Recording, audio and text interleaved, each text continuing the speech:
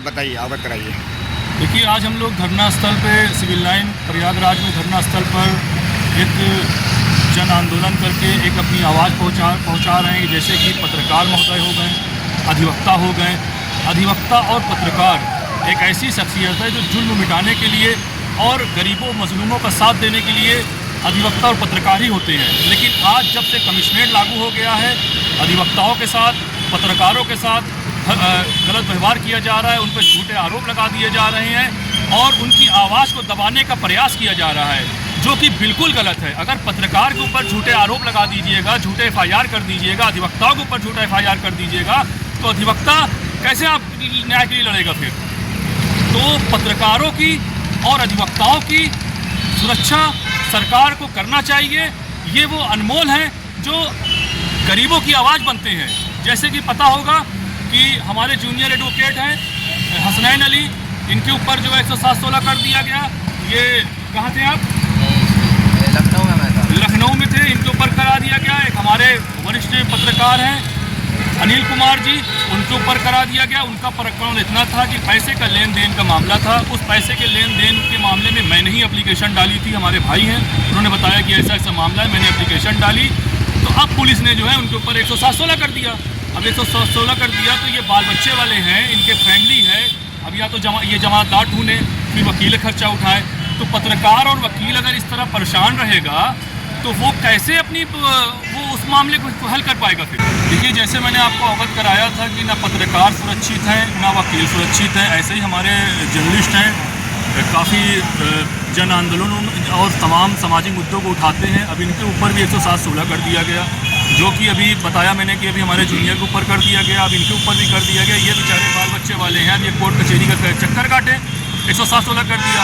ये तो लापरवाही है ना पुलिस की। अनिल भाई बताइए आप अपनी बात। मेरे साथ हुआ ये कि मेरा चेक बाउंस हुआ था। चेक बाउंस होने पे मैंने सूचना अपने एग्रीकल्चर चौकी पे दी। उसके बाद में सुनवाई नहीं हुई, मैंने पोर्टल पे शिकायत दर्ज की।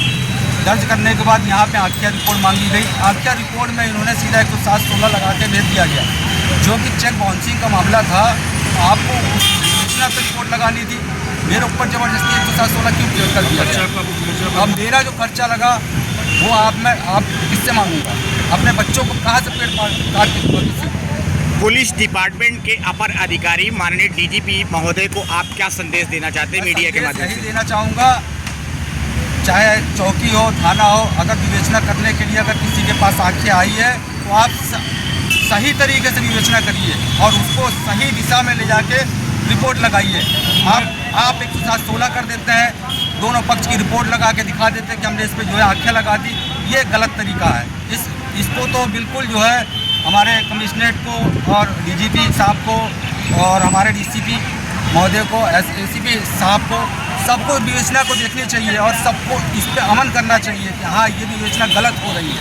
आप माननीय मुख्यमंत्री महोदय जी से क्या निवेदन करना चाहते हैं? मैं निवेदन यही करना चाहूँगा माननीय मुख्यमंत्री जी से कि जो वरिष्ठ अधिकारी हैं अपनी कुर्सी में बैठ के बस सीधा जो है किसी विवेचना को ना देखते हुए 107-16 करके रिपोर्ट लगा के भेज देते हैं। सही तरीका तो यह है कि उनको गांव में जाके या उस मुद्दे को देखना चाहिए कि जिस पर विवाद हुआ है, उस दोनों पहलू को रखते हुए उसके बाद उस विवेचना को लगानी चाहिए।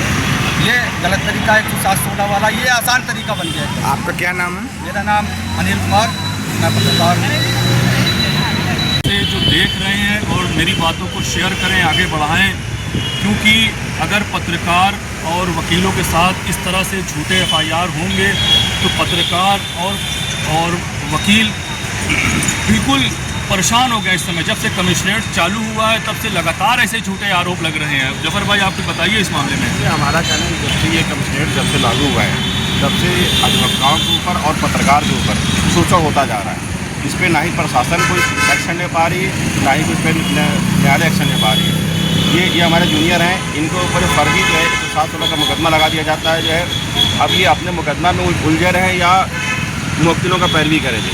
सही बात है। तो इसमें ये जो इस टाइम का जो माहौल चल रहा है, ये बहुत ही गलत व्यवहार हो रहा है। जो है इसमें जो है कानूनी कार्रवाई होना चाहिए और सख्त से सख्त कार्रवाई करना चाहिए। आप मीडिया के माध्यम से केंद्र सरकार और उत्तर प्रदेश सरकार को क्या संदेश देना चाहिए? इसमें हम लोग संदेश ये देना चाहेंगे कि इस पर जो है सख्त जो है कानूनी कार्रवाई हो और सबका भ्रष्ट ऑफिसरों के ऊपर कार्रवाई होनी चाहिए जो बिना विवेचना के, बिना जांच पड़ताले, जैसे अभी जूनियर ने कहा कि वो लखनऊ में थे, जब लखनऊ में थे तो बिना विवेचना कैसे आपने कर दिया 107-16? आपको जांच करना चाहिए ना उसमें कि वो थे कि नहीं थे, कि आपको मुखबिर की सूचना मिली आपने लिख दिया। अब ऐसे ही अनिल कुमार जी के साथ हुआ है। मैं चाहूँगा वो भी हमारे साथ आके 2 शब्द बोले, अपनी बात रखें। क्या हुआ था, तुम कहाँ पे थे? मुझे एक नोटिस आती है और उसमें ये लिखा होता है कि 5 मई को जो लाइट बुझाने का वक्फ के अधिनियम के खिलाफ जो आंदोलन हुआ था, जिसमें लाइटें बुझाई गई थी, उसमें आपने समर्थन दिया। हालांकि मैं उस दिन लखनऊ में मौजूद था और अभी कोई ऑफिशियली मेरी तरफ से बयान नहीं है कि मैं समर्थन दे रहा हूं या नहीं दे रहा हूं, क्योंकि मामला सुप्रीम कोर्ट में पहले ही चल रहा है। एविडेंस है ना तुम्हारे पास? एविडेंस मौजूद है तमाम तर। मैं क्योंकि वक्फ बोर्ड गया हुआ था, वहाँ पर कैमरे मौजूद हैं, वहाँ पर तमाम तर चीज़ें, रेलवे का पूरा कैमरा मौजूद रहता है। हर तरह की चीज़ें अगर इंसान डॉक्यूमेंट्स जमा करने पे आ जाए तो पल पल की खबर रखता है, क्योंकि मोबाइल का दौर है और टेक्नोलॉजी का दौर है। आप किस वक्त कहाँ मौजूद है सब पता चलता है इंसान को।